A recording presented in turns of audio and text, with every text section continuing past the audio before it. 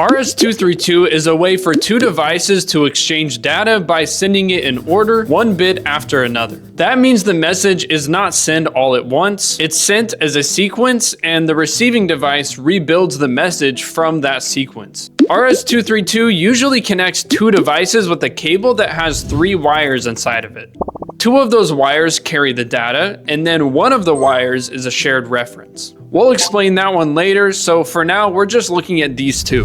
One wire carries the data from device A to device B, and another wire carries data from device B back to device A. Each device has one connection it uses to send, and one connection it uses to receive. We'll call these the data wires. Now again, the third wire is the shared reference wire, which is often called ground. RS232 represents data as voltages on the data wire, and each device decides whether the data is a 1 or a 0 by comparing the voltage on the data wire to that shared reference wire. That shared reference is what helps both devices interpret the voltages the same way. Now, some RS232 connections also use extra wires for simple coordination, like one device telling the other, "I'm ready," or "pause for a moment," but many setups only use the 2 data wires and the shared reference wire. RS232 is most commonly used as a direct connection between just 2 devices, like a computer talking to one controller or a PLC talking to one piece of older equipment. It is not meant for connecting a whole group of devices together on the same cable. Usually that's what RS485 is used for, and we have a whole video already going over this. So if you're interested in learning RS485 in 2 minutes, you can check out that video here. Now, because RS232 relies on comparing voltages to that shared reference wire, it can be more sensitive to electrical interference and wiring issues, especially as the cable gets longer. That's why RS232 is mainly used for shorter distances, usually just a few meters, and it's typically inside a cabinet between a laptop and a panel device, or between 2 nearby pieces of equipment. Now, in real projects, RS232 usually comes up when you're connecting older equipment into a newer system. You might have a modern controller or network, but one important device still communicates using RS232. In those cases, engineers often use a gateway module that converts RS232 into another communication type so that you can integrate the device without replacing it. i7000 gateway modules are actually the best way to convert that data. On icp-usa.com, there's over 50 different RS232 converters that convert RS232 into 10 different communication types. So if you're interested in checking that out, I'll leave a link in the description. Thank you so much for watching this video, and please remember to leave a like or subscribe so that we can know to keep making more quick explainers just like this one. Thank you so much for watching.